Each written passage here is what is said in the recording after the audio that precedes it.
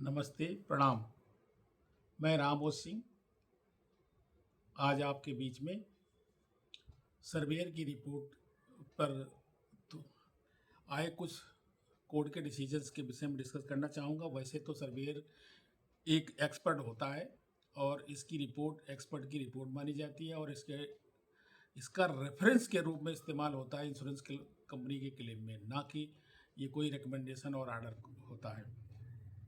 हाँ, इंश्योरेंस कंपनियां बढ़ा सकती हैं, घटा सकती हैं, उससे अलग पेमेंट कर सकती हैं, कोई उनको बंदिश नहीं है।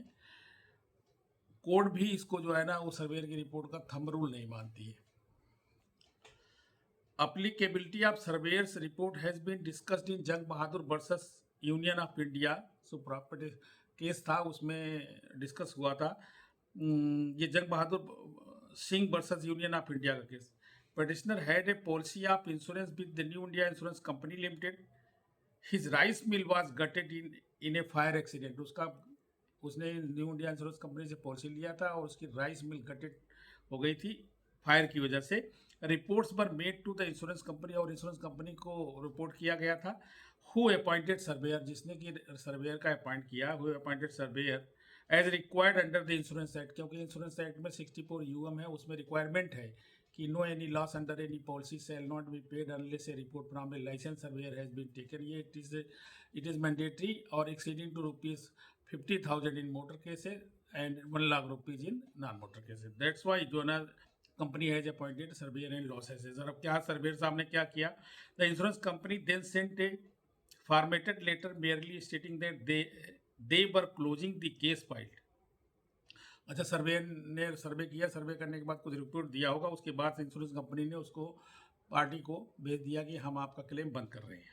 The insurance company then on account of following reason को, फॉलोइंग रीजन का मतलब जो रीजन उसने सर्वेयर ने लिख करके दिए थे उसी रीजन में। The reason was type there in last 2 lines being recommendation of the surveyors to repudiate the claim. Surveyor ने रिकमेंड किया है रिपुडिएट करने के लिए, इसलिए हम आपका रिकमेंड मतलब क्लेम रिजेक्ट कर रहे हैं या रिपुडिएट कर रहे हैं। The surveyor report are his findings were neither disclosed nor given to the petitioner। और सर्वेयर ने क्या लिखा था क्या नहीं लिखा था उसको पिटिशनर को बताया नहीं गया था, न तो चिट्ठी में कोई विवरण दिया गया था। This action of the insurance company has been challenge, इसको चैलेंज किया था पार्टी ने पहले, क्योंकि जब आप किसी को कोई रीजन बिना बताए ही बता देंगे कि आपका क्लेम रिजेक्ट हो गया है, तो फिर तो उसको रीजन को तो जानने के लिए तो कोर्ट जाएगा ही, कहा जाएगा। लॉ का मैटर आएगा तो कोर्ट जाएगा, उसके राइट का मैटर आएगा तो कोर्ट जाएगा। In the counter affidavit, the respondent had annexed the surveyor report and the letter of repudiation, और उसके प्रमाण के रूप में उसने उसकी रिपोर्ट को लगा दिया। The letter of repudiation has already indicated above, thus to my mind reflect indeed a very sorry state of affairs. It cannot be disputed that the New India Insurance Company Limited, which is the government of India undertaking, ये तो court का view आ रहा है। Court का view आया कि court कहने लग गई कि पहले तो कोर्ट का व्यू नहीं आया होगा, पहले तो वकील का व्यू आया, वकील ने फाइट किया होगा और बोला होगा कि न्यू इंडिया इंश्योरेंस कंपनी सरकारी संस्था है। सरकारी संस्था होने का मतलब क्या है कि आर्टिकल 12 में वो डिफाइंड है कि वो स्टेट है। स्टेट जो जिनमें गवर्नमेंट के जो काम है उनकी अंडरटेकिंग है वो सभी स्टेट में गिने जाते हैं। गवर्नमेंट के डिपार्टमेंट है, यूनिवर्सिटी है, कॉलेज है, सब स्टेट हैं। ऐसे ही इंश्योरेंस कंपनियां 4 कंपनियां स्टेट हैं, स्टेट में गिने जाते हैं और इनके नौकर साहब ही सब स्टेट के एम्प्लॉई हैं, पब्लिक सर्वेंट हैं। तो गवर्नमेंट ऑफ इंडिया अंडरटेकिंग है, इसलिए is a state for purpose of article 12 of the constitution and as such even in the contractual matter its action has to be just under article 14 of the constitution. और ये और भी plead किया गया कि एक तो स्टेट है आर्टिकल 12 में, लेकिन आर्टिकल 14 में equality before law, equal protection of law, equality in equal circumstances, इसको फॉलो करना चाहिए, इसका भी फॉलो करना चाहिए, उसने नहीं किया। Article 14 of the constitutional repudiation letter aforesaid clearly shows that the insurance company has not applied its mind at all the correctness और otherwise the surveyor report as if they were bound whatever the surveyor said. Surveyor ने क्या बोला है, क्या नहीं बोला है, क्या डिसीजन दिया है, उससे उससे इतर इनको लिखना चाहिए था, क्योंकि आप स्टेट हो समझने की कोशिश करो। कंपनी है न्यू इंडिया इंश्योरेंस कंपनी, तो फुल्ली ओन्ड कंपनी उस जमाने में रही होगी, अब तो जो पब्लिक सेक्टर हो गई है। Insurance company has not applied his mind, उसने अपने दिमाग का इस्तेमाल ही नहीं किया इंश्योरेंस कंपनी के लोगों ने, अधिकारियों ने। और कभी कभी करते भी हैं, ये नहीं कर पाते हैं, दिमाग का इस्तेमाल नहीं करते हैं। वहाँ पे जो बैठा हुआ आदमी होता है ना, उसके ऊपर डिपेंड करता है कि वो करना क्या चाहता है, करता क्या है। Otherwise the surveyor report as if they were bound whatever the surveyor said that in my view is not a correct position in law. ये करेक्ट भाई, इस तरह का रिप्यूडिएशन और सर्वेयर का हवाला देते हुए रिजेक्ट करना, रिप्यूडिएट करना बिना किसी रीजन के, वो किसी भी स्टेट मशीनरी का वो पच ही नहीं सकता। किसी भी लीगल आदमी को, समझदार आदमी को नहीं पच सकता है। बाकी तो सब चीज़ें होती रहती हैं। The insurance act only mandate that while settling such a claim assistant of surveyor should be taken. View क्या है, the insurance act only mandate that while, insurance act केवल मैंडेट करता है, no any loss under any policy shall not be paid unless a report from a licence surveyor.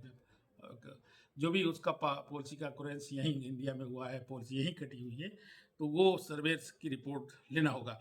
The Insurance Act only mandate that while settling such a claim, assistant of the surveyor should be taken, but it does not go further and say that the company would be bound foot and mouth. अरे वो surveyor पे bound नहीं होगी ना। Whatever the surveyor said, surveyor जो कह रहा है उस पर बाउंड नहीं होगी। आज भी कई बार जब हमने देखा है, अभी मेरे भी लाइफ में बहुत आता है ऐसा केस आता है कि वो सर्वेयर एडामेंट होते हैं और सर्वेयर घुमाते हैं। सर्वेयर ने जो बोल दिया वो बार बार वही चीज़ें रिपीट होती रहती हैं, और इंश्योरेंस कंपनियों में जो मैनेजर लोग हैं अपने दिमाग का इस्तेमाल ना करके उसको लिंगर ऑन करते हैं, और लिटिगेशन में चला जाता है केस, और कोर्ट केस में बदल जाता है। The insurance company takes assistant and is not under the dictate of the surveyor, वो सर्वेयर के डिक्टेट में नहीं है। neither the insurance company is under the dictate of the surveyor, and also reverse side में देखिए, surveyor is also not bound to take directions and orders from the insurance company. वो उसको independent एडमिटी report देनी है। It has to apply the independent mind, दोनों को। In that exercise any matter or a material adverse to the interest of the beneficiary must be disclose to the beneficiary. अगर आप किसी के अधिकार का हनन कर रहे हैं, या कहीं भी कोई भी बेनिफिशियरी है, उसको आपने देना था, बेनिफिट मिलना था, उसका राइट था, आपने नहीं दिया या नहीं देना चाहते हैं, तो उसको रीजन बताएंगे, और करेक्ट रीजन बताएंगे beneficiary, so that the said material or information is wrong and fallacious and inadequate to repudiate the claim. अब जो ना ये क्या, आप कहाँ हो रहा, disclose the beneficiary to so that the said material or information is wrong, fallacious and inadequate to repudiate the claim. Valuable rights of the beneficiary are involved, and if those materials are not disclosed, अगर वो material disclose नहीं हुए तो उनके rights तो खड़े पड़े रहते हैं। And the beneficiary are involved, and if the material are not disclosed, which are the foundation of the repudiation। अगर कोई भी क्लेम इंश्योरेंस कंपनी क्रेडिट करना चाहती है, पूरा रीजन देना पड़ेगा। सर्वेयर करना चाहता है, पॉलिसी के कौन सी टर्म्स एंड कंडीशन का फॉलोअप नहीं हो रहा है या वायलेशन हो रहा है, वो सारी चीज़ें लिख करके देनी होती है। अगर नहीं दे पाए हैं तो इसका मतलब है कि आप लैग कर गए हैं, और आपके you have no right, you have no absolute right to reject the repudiate the claim by your own being. Repudiation of the claim, no ground to challenge the said repudiation. Insurance company would then wield the monopolistic power of the repudiating the claim without any reason। वही है, monopolistic power कह सकते हो, dictate करने वाली भी power हो सकती है। In my view, this would be a destructive rule of the law, even in contextual matters such as the stand cannot be countenanced by the court in any civilized society। किसी भी civilized society में किसी भी तरह से ये संभव ही नहीं है। In the following circumstances, loss directly attributable to fire may be regarded as covered by the fire policy। In the following circumstances, जो टर्म्स हैं उसके फायर के, उसके लिए बताना चाह रहे हैं कि डैमेज बाय स्मोक और scorching caused by fire, damage by smoke और scorching caused by fire within the meaning of the policy. ये पॉलिसी की मीनिंग में है। Property blown up to prevent a fire from spreading, फैला उसको फैलने से बचाने के लिए भी अगर कुछ प्रयास किए गए हैं, जो उसमें डैमेज हुए वो भी।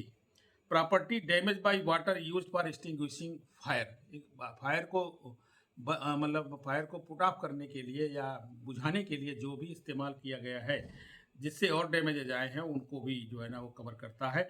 Damage done by the fire brigade से जो डैमेज कर, loss to property remove from burning building caused by rain, theft, damage during removal, provided that the removal was justified and was made in the honest attempt to mitigate the loss. Loss को mitigate करने के लिए, कम करने के लिए, loss को कम करने के प्रयास में जो भी प्रयास किए गए हैं, उनकी वजह से जो लॉस हुए हैं वो सब मिलेंगे। Loss occasion by the fall of the walls and part of the building in which the fire takes place, building के वॉल और सब गिरने की वजह से। From the above, it is obvious that the term fire for purpose of fire policy has a wider meaning than it has a common parlance. It should be borne in mind that heating unaccompanied by ignition is not fire. Heating unaccompanied by fire मतलब heating का मतलब कोई चीज़ heat हो रही है, wire जैसे heat हो रहा है और फायर नहीं हुई और स्मोक नहीं आया, तो वो फायर में नहीं मानते हैं। Loss or damage occasioned by fire means loss or damage either by ignition of the articles consumed or ignition of the part of the premises. Ignition मतलब लवा है, जले। Where the article is, in one case there is a loss, in the other case a damage occasioned by fire. एक में तो loss है, दूसरे में फायर से लॉस है। Thus it can be stated that no claim is possible without flame. और fire में बिना फ्लेम के कोई क्लेम नहीं है। In the following cases the loss by fire is not considered, उसमें नहीं कंसीडर किया जाता है। Loss of goods by excessive heat due to closure of doors, दरवाजे बंद कर दिए गए, एक्सेसिव हीट हो गई है, एंड वेंटिलेटर्स वगैरह सब कुछ बंद कर दिए गए हैं, तो ये भी तो एक नेग्लिजेंस है ना, ये नेग्लिजेंस भी है और आपका जो है ना आपके कंट्रोल में चीज़ें थी। The damage of goods due to heavy humidity से डैमेज हो गया, वो भी नहीं। Change of particle sugar in liquidity due to heavy sunshine, बहुत ज़्यादा रोशनी पड़ी और शुगर जो है ना वो मेल्ट हो जाती है। चेंज ऑफ पार्टिकल्स है। इवेपोरेशन ऑफ द आइटम्स, कोई केमिकल है इवेपोरेट हो गया। And damage of the particles due to heavy temperature से पार्टिकल जल गए। जो भी जलने का मतलब ये हुआ कि वो डैमेज हो गए उनमें। Damage by explosion provided the explosion causes no actual ignition, ऐसा कोई एक्सप्लोजन जो एक्चुअल इग्निशन नहीं दिखा रहा, जहाँ पे आग नहीं है वहाँ तो वो एक्सप्लोजन को एक्सप्लोजन नहीं माना है। लेकिन जहाँ पे आग लगी है अंदर, जैसे कोई फर्नेस है, उस फर्नेस के अंदर तो मेल्ट किया जा रहा है ना मटेरियल और जल रहा है, वो उसमें टेम्परेचर है तगड़ा 1600 डिग्री सेंटीग्रेड का, और फ्लेम भी निकल रही है, और वहाँ पे कई गैसेस की वजह से, किसी और अवरोध की वजह से कोई ब्लास्ट हो जाता है या एक्सप्लोजन हो जाता है, वो फायर है। Damage from lighting provided it does not cause actual ignition, अगर एक्चुअल इग्निशन नहीं है, लाइटिंग है, तो वो नहीं मिलेगा। डैमेज फ्रॉम लाइटिंग हो गया। Loss or damage by the earthquake, riot, military power and civil commotion से। Damage to use of article as a result of the smoke without flame. The loss or damage caused by the electricity. Following issues may be considered as losses subsidiary to fire. Fire की subsidy कैसे होंगी? Damage which occurs as a result of smoke or putting out the fire, smoke की वजह से या धुआं हुआ या फायर से आग लग गई और उसको बुझाने में भी जो नुकसान हुआ, वो सब फायर के नुकसान है। Any loss resulting from apparently necessary and bona fide efforts to put out the fire, जो भी लाजमी बोनाफाइड मीन्स जो भी लाजमी आप असिस्टेंस कर रहे हैं, दे रहे हैं आग को बुझाने के लिए, उसमें जो है ना बोनाफाइड अगर हैं वो, तो स्पॉइलिंग गुड्स बाय वाटर, वो सब जो फायर में कवर होते हैं। पता लगा कि आपने जानबूझ करके ये और भी ख़राब कर दिया, जैसे थोड़ा सा नुकसान हुआ है और सबको सारे पेपर को भिगो दिया पानी डाल करके, साला ये ख़राब था, गंदा था, इससे हमें क्लेम मिल जाएगा, वो नहीं है। Even by damages to neighbouring house by explosion done for the purpose of arresting fire, अरे फायर को कंट्रोल करने के लिए कोई एक्सप्लोजन हो जाता है पड़ोसी वाले घर से भी, तो वो भी कवर है।